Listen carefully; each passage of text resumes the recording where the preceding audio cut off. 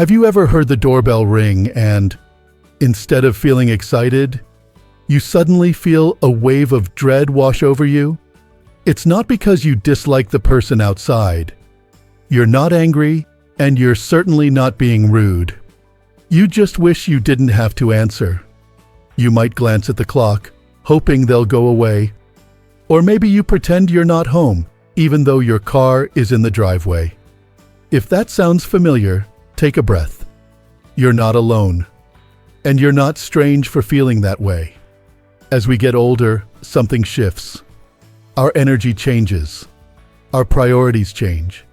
We don't crave the same things we used to.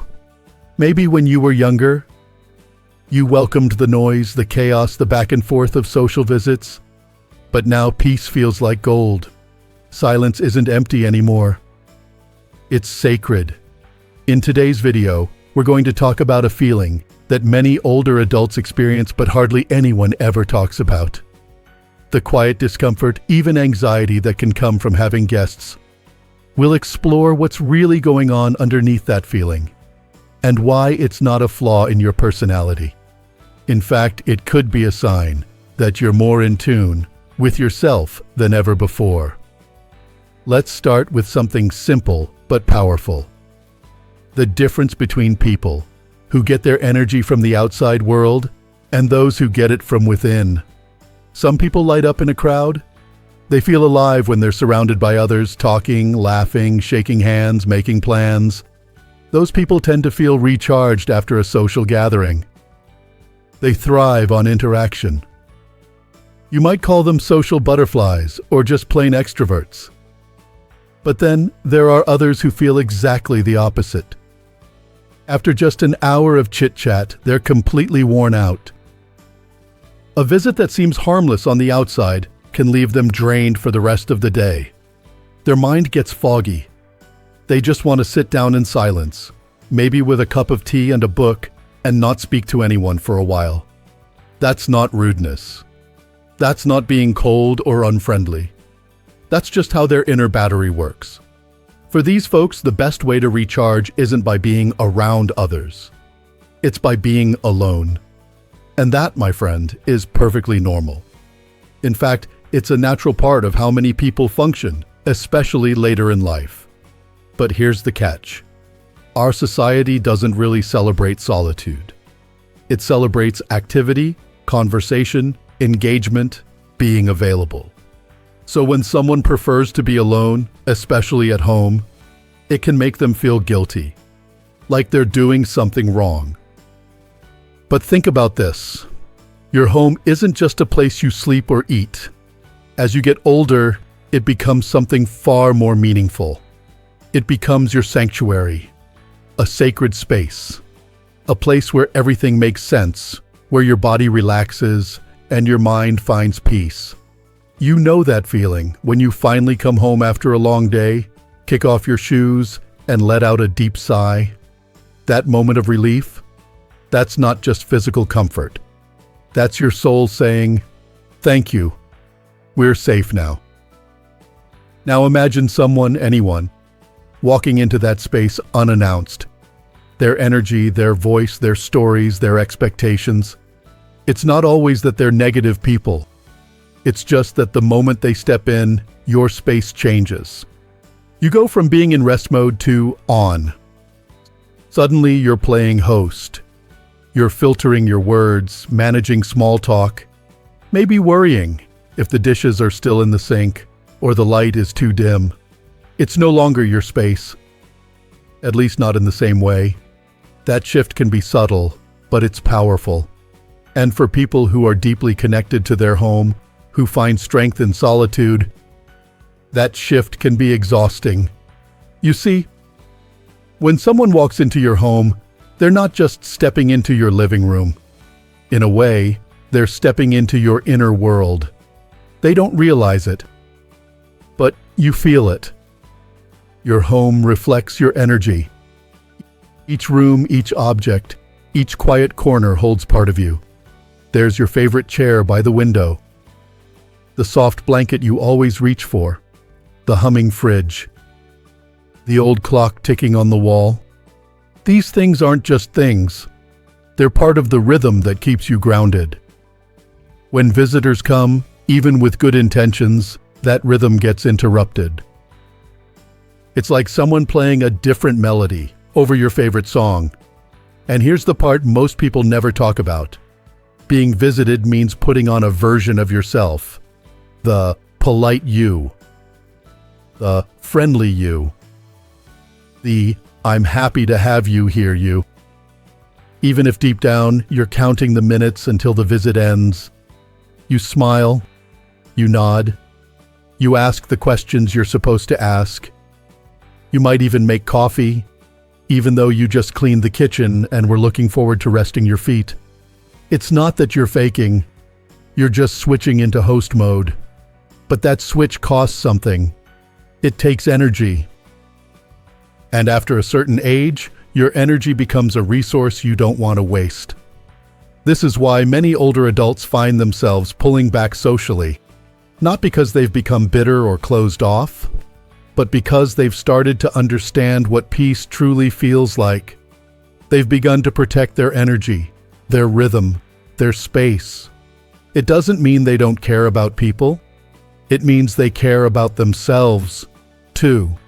So if you've ever felt that strange mix of guilt and relief when a guest cancels their visit, know that you're not alone. There's nothing wrong with you. You're simply listening to what your body and mind are asking for. And that is something to respect, not resist. Now imagine this. Someone rings your doorbell. You weren't expecting them. You weren't emotionally prepared. You were in your element, reading, baking, or just sitting in silence. And suddenly, you're pulled out of that state. Your peaceful rhythm is gone. And now you're trying to find the right words, the right mood, the right tone, even though all you really want is to go back to the quiet. In moments like these, your body knows what it needs. But your social conditioning tells you to be gracious. So you smile. You invite them in. But inside, you're fading. That inner resistance is real. And it deserves your attention. Because the truth is, your discomfort isn't random. It's not a bad habit. It's not selfishness. It's a sign, a gentle whisper from within that says, this space, this peace, it matters. You've lived long enough to understand what drains you and what restores you. And slowly, you've begun to choose restoration. That's wisdom, not weakness. And here's something worth remembering. It's okay to love people and still need space from them. It's okay to say, not today. It's okay to close the door and not feel bad about it. That doesn't make you cold. That makes you aware. Because the older you get, the more sacred your time becomes. The more you begin to understand that not every knock on the door needs to be answered. So what's really happening inside you when someone comes over and you feel uneasy? Not just annoyed or tired, but almost as if something deep inside you pulls away, tightens up, or shuts down. That feeling isn't random. It's not dramatic or overly sensitive. It's actually a sign that something in you is being activated. Something you might not always be aware of. You see, over the years, all of us collect experiences, emotions, stories we never fully processed. We push them down. We tuck them away. Not because we're weak, but because we had to. Life demanded we move on, be strong, hold it together. So we did. But those unspoken parts of ourselves, they never really disappeared. They live inside us like old photographs in a dusty box. Quiet, but powerful. And every now and then something, or someone, touches them. Not directly, not on purpose. But a word, a tone, a story, a gesture. Suddenly that box gets rattled. That's why a simple visit can stir up such strong emotions. You might not be able to explain it. You might feel silly afterward.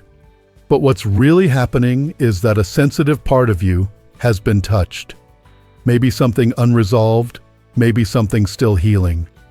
That discomfort you feel isn't just about the visitor.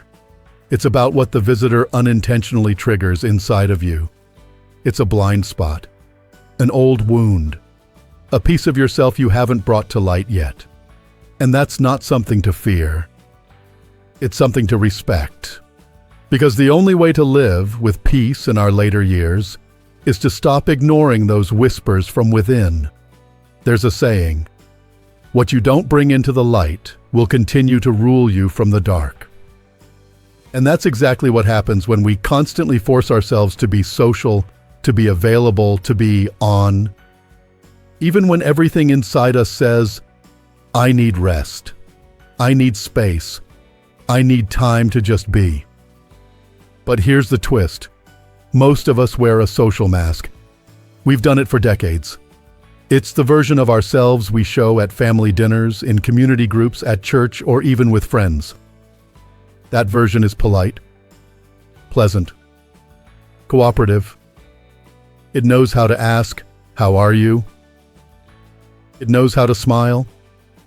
It knows how to make coffee, keep the conversation light, offer cookies and nod along. But it's a role. It's not fake, but it's not the whole truth either.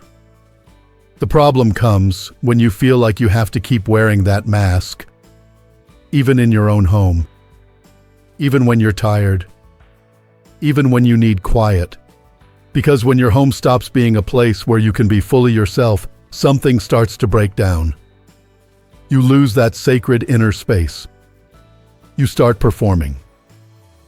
And performing, my friend, is exhausting, especially when you've spent a lifetime doing it. That's why saying no to visits can feel like an act of survival.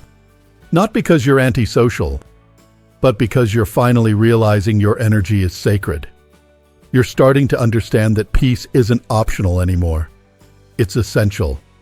So if you've ever caught yourself thinking, "Why am I like this? Why do I feel so much better when I'm alone?" Here's what I want you to know. You're not broken. You're not rude. You're not shutting people out. You're waking up. You're listening.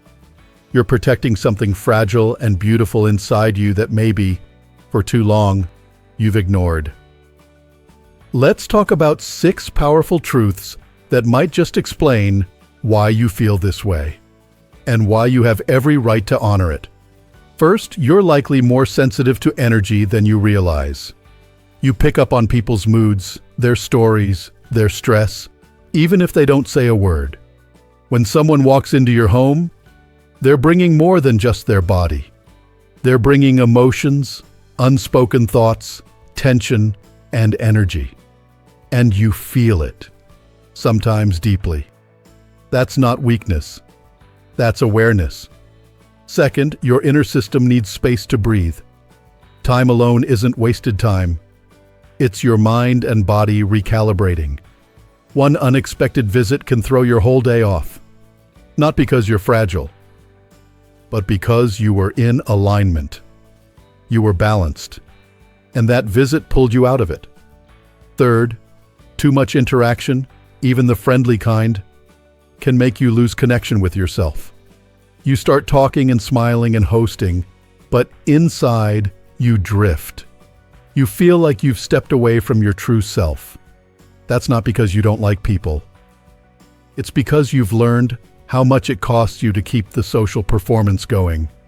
Fourth, the presence of others can stir up hidden parts of you. It might be memories you've buried, old patterns you haven't quite healed. Maybe the visitor reminds you of someone. Or maybe their presence just scratches the surface of something deeper. It's not their fault.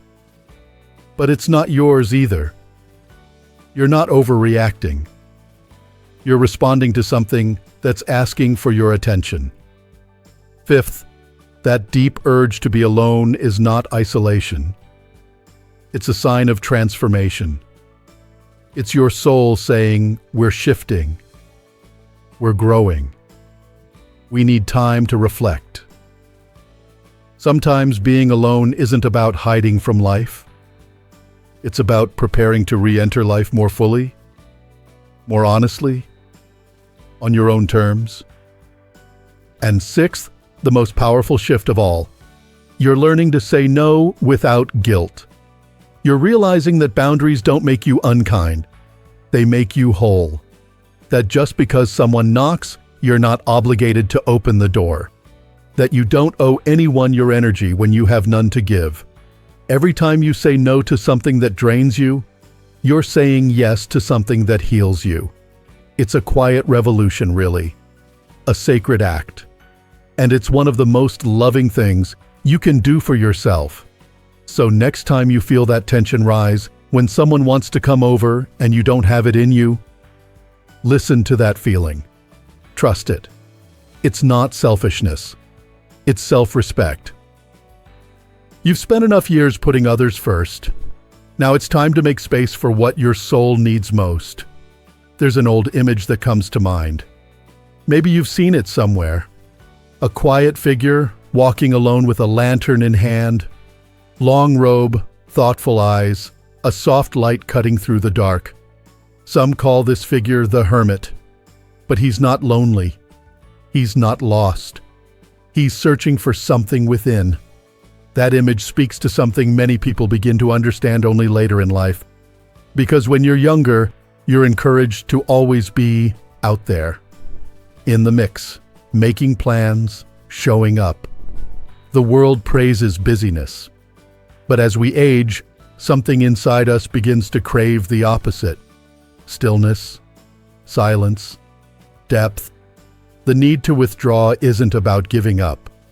It's about tuning in. Some people might look at you and say, "You're pulling away from everyone." But maybe you're not pulling away. Maybe you're pulling inward. Maybe you're choosing to pay attention to something the noise of the world never gave you time to hear. That quiet figure with the lantern, that might be you.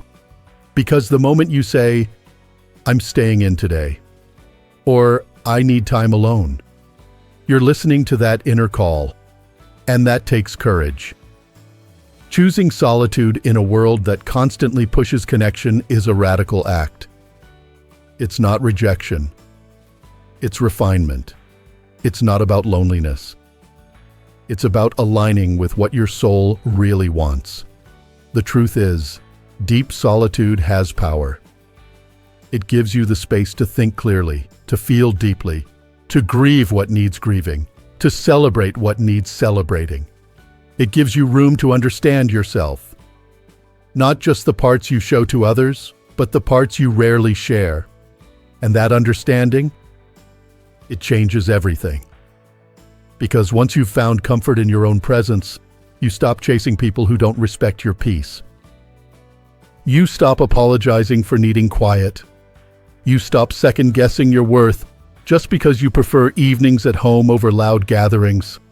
The hermit isn't a failure. He's a guide, a guardian of wisdom.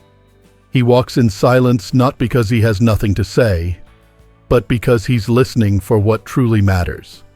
That might be the most beautiful part of aging, the ability to finally hear yourself. But does that mean we shut everyone out? Not at all. The art, as always, is in the balance. Because while your soul may crave silence, it also needs moments of real connection. The kind that fills you up, not drains you. It's not about quantity anymore. It's about quality. It's choosing to spend time with people who nourish you. People who don't expect you to perform or entertain. People who can sit with you in silence and still feel close. And it's about learning how to create boundaries without guilt. How to say, "I need time alone," without offering an explanation. How to make room for both solitude and togetherness, each in their proper place. You can protect your quiet without becoming isolated. You can love others deeply without letting them invade your sacred space. You can care without carrying. And you don't need to explain that to anyone. The truth is, this is your life, your time, your energy. After years, maybe even decades, of putting others first, maybe now is the moment you finally come home to yourself. You can begin by listening to your inner signals. That tightness in your chest, the heavy feeling when your calendar is too full, the exhaustion after a conversation that went on too long. Those aren't inconveniences. They're messengers. When your body says, slow down, believe it. When your mind says, I need space, honor it. You've earned the right to protect your peace. It might feel strange at first. Saying no, canceling plans, turning down an invitation not because you have something else to do, but because you want time alone. But you don't need a reason to rest. You don't owe your presence to anyone if it costs you your peace. And that doesn't make you cold. That makes you whole. So create little rituals that protect your quiet. A cup of coffee in the morning with no phone. A slow walk in nature. Reading a book without interruption.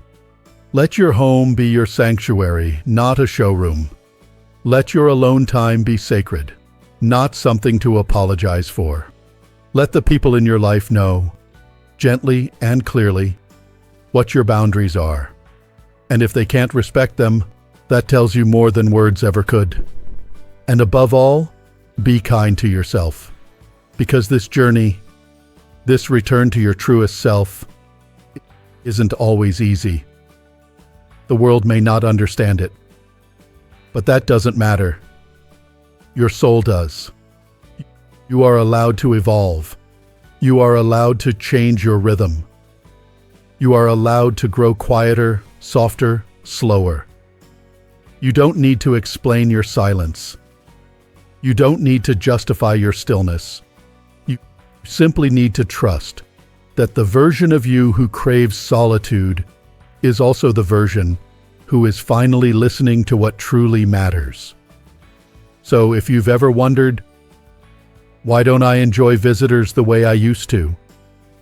If you've ever felt guilty for loving the quiet, for needing time alone, for saying no to one more get-together, I want you to hear this clearly. You're not doing life wrong. You're finally doing it in a way that feels right to you. And that is something worth celebrating. If this video spoke to your heart, leave a comment and let us know how you feel when guests come over, or how you protect your peace at home.